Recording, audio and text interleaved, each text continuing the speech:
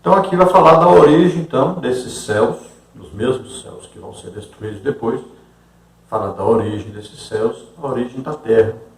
Então quando a terra foi criada, aí, logo após esses céus serem criados, aí não tinha ainda chuva na terra, não tinha planta. Por que não tinha? Porque não tinha quem cuidasse.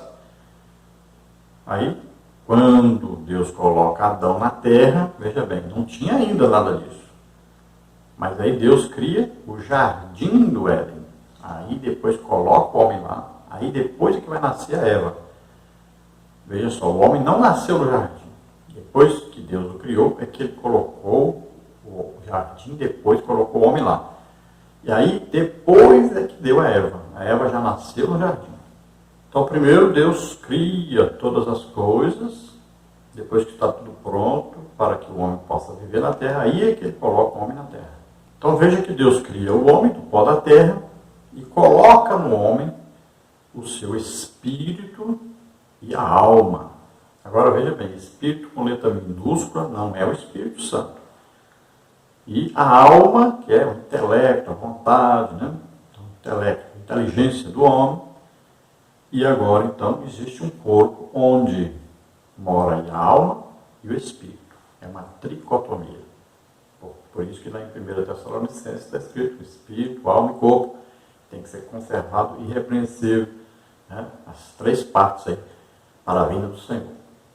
Outra coisa que aprendemos aqui, então, que existia, antes de ter alguém para trabalhar a terra, existia um vapor subindo a terra, aguando tudo direitinho.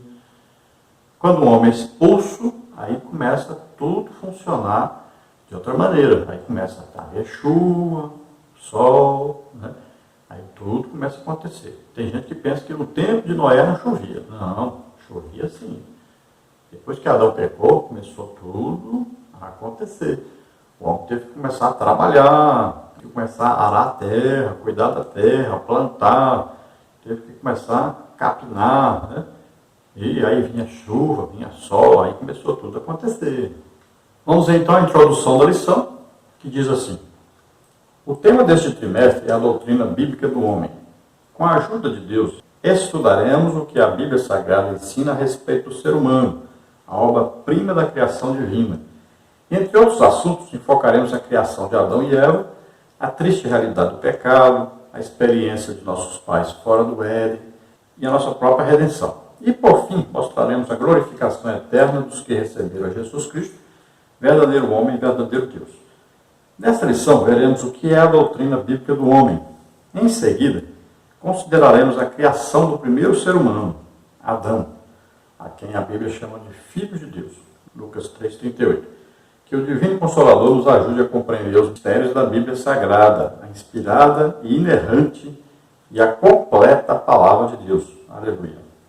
Então, nós estaremos estudando nesse trimestre aí sobre a parte da teologia sistemática, chamada antropologia teológica, e nós vamos acrescentar aí bíblica pentecostal, para nós detalharmos bem o que nós vamos estudar, né?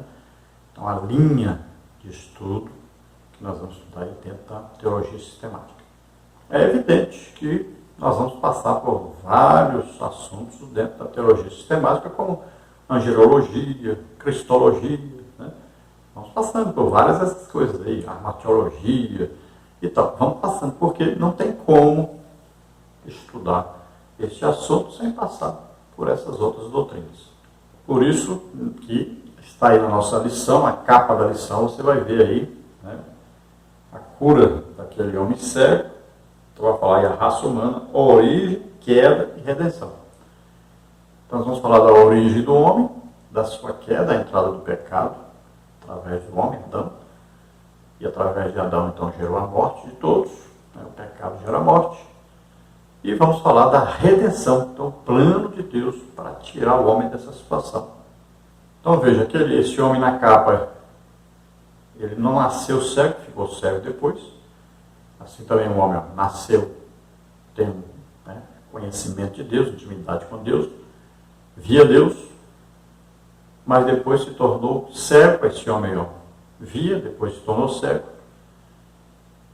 Olha a situação do homem. cego, né? Quer dizer, desligado de Deus, sem intimidade com Deus, filho da ira. Então, vivia em pecado. Este homem vivia assim na escuridão, nas trevas, olha aí. Ficou cego. Aí vem Jesus e restaura a visão desse homem. Olha aí. Assim é o plano, olha lá. O homem nasceu íntimo de Deus, via Deus, conversava com Deus, né? Nasceu filho de Deus. Pecou, se distanciou, vivia nas trevas. E agora, quando ele aceita Jesus, ele então nasce de novo. Ele é restaurado agora a condição de filho de Deus. Então nós vamos passar por todos esses assuntos bem detalhadamente durante o trimestre. Vamos então, tópico 1, a doutrina bíblica do homem. Subtópico 1, definição. Subtópico 2, fundamentos. Subtópico 3, objetivos. A doutrina bíblica do homem, entre outras coisas, busca responder a esta pergunta: o que é o homem? Como está em Salmos 8,4. A fim de a conhecermos devidamente, teremos de defini-la, ver os seus fundamentos e estabelecer os seus principais objetivos. Então o salmista, de repente, pergunta: o que é o homem para que dele te lembres? Por que tanto cuidado com esse homem? Por que sabe até a quantidade de fios de cabelo sobre a sua cabeça? Por que sabe os seus pensamentos? Por que acompanha tudo, a vida toda desse homem? Qual a importância desse homem? Então, subtópico 1, definição. A doutrina bíblica do homem é o ensino sistemático das verdades referentes ao ser humano que encontramos nas escrituras do Antigo e do Novo Testamento. Essa disciplina, centrada na Bíblia Sagrada, tem como objetivo estabelecer o lugar do homem na criação e no reino de Deus. No âmbito da teologia sistemática, ela é conhecida como antropologia, que, em grego, significa literalmente o estudo do homem. Então, nós vamos estudar a teologia sistemática dentro desta área de antropologia teológica, bíblica, pentecostal. Então, o que é antropologia? Aí, ó, antropos, aí, homem. Logia, estudo. Então, nós vamos estudar o homem. E onde nós vamos encontrar a base, então, de estudo para estudarmos sobre o homem? Na Bíblia, tanto no Antigo Testamento como no Novo Testamento. Subtópico 2, fundamentos. O principal fundamento da doutrina bíblica do homem encontra-se, obviamente, na Bíblia Sagrada, nossa única regra infalível de fé e prática. Todavia, servimos-nos também como fontes auxiliares de nosso credo, da Declaração de Fé da Assembleia de Deus no Brasil e dos livros textos devidamente aprovados pelas autoridades de nossa igreja. Então, fundamento aí, né, onde nós vamos pegar para estudarmos, então, a Bíblia. E vamos pegar também o quê? Aquilo que foi resumido, né, foi estudado, resumido dentro de alguns livros, que nós já citamos, e também o que foi feito recentemente, né, a Declaração de Fé das Assembleias de Deus, que ali tem um resumo, né, de nossas crenças, nossas práticas, né? Então, vamos estudar tudo isso, vamos pegar esses livros, textos aí também, que são ótimos livros. Inclusive, eu coloquei aí já na primeira lição, tanto a teologia sistemática pentecostal, é coisa boa para a gente estudar nesse trimestre. Subtópico 3, objetivos. Estes são os objetivos da doutrina bíblica do homem. Responder às grandes perguntas do ser humano. Quem sou eu? De onde vim? O que represento? Qual a minha missão? Para onde vou? Mostrar também a dependência do homem em relação a Deus, o Criador e mantenedor de todas as coisas. Levar o homem a reatar a sua comunhão com Deus através de Jesus Cristo, o homem perfeito. E consolar-nos quanto ao nosso destino eterno por meio do sacrifício de Jesus no Calvário, verdadeiro homem e verdadeiro Deus. Então, quais os objetivos dessa doutrina do homem aí? Né? Antropologia, doutrina bíblica.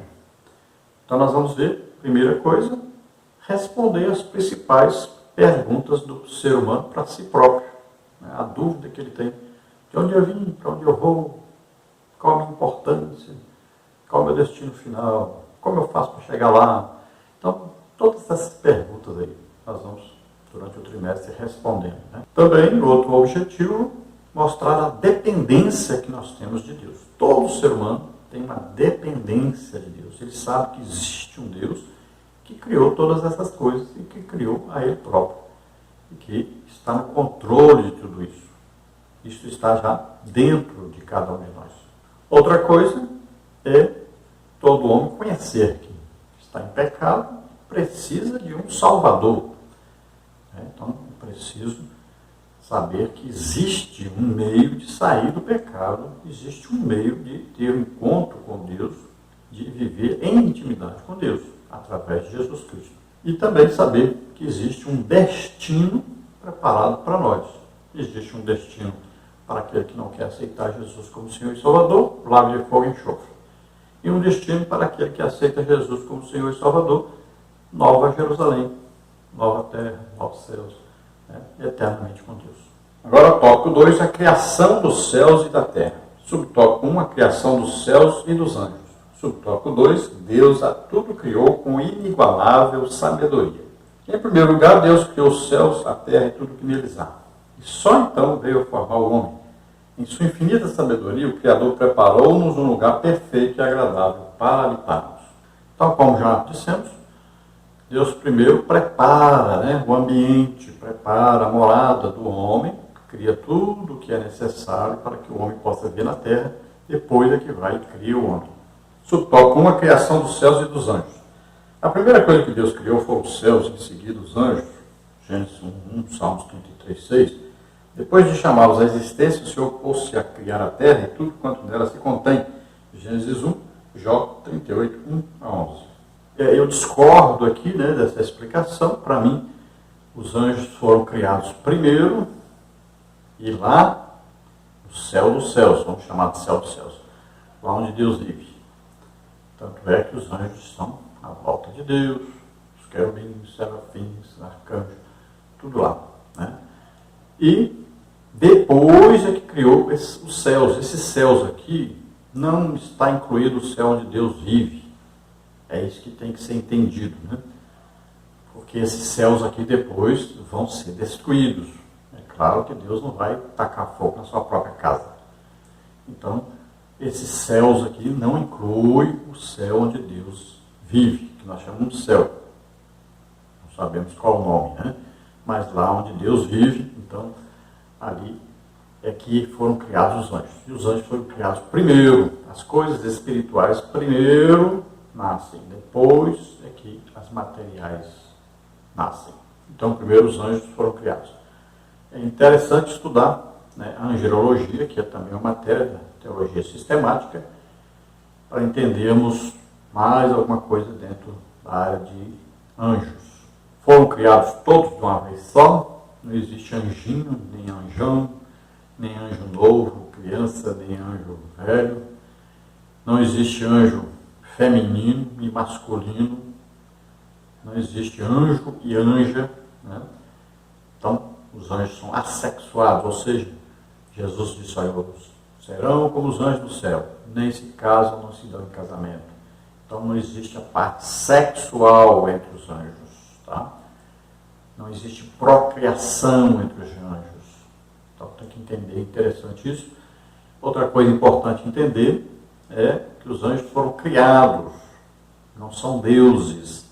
E eles não podem sair por aí fazendo tudo o que quiserem. Eles são obedientes a Deus. Deus ordena, envia uma mensagem, ordena que faça alguma coisa, e eles obedecem. E a Bíblia diz que eles estão a serviço daqueles que vão herdar a salvação.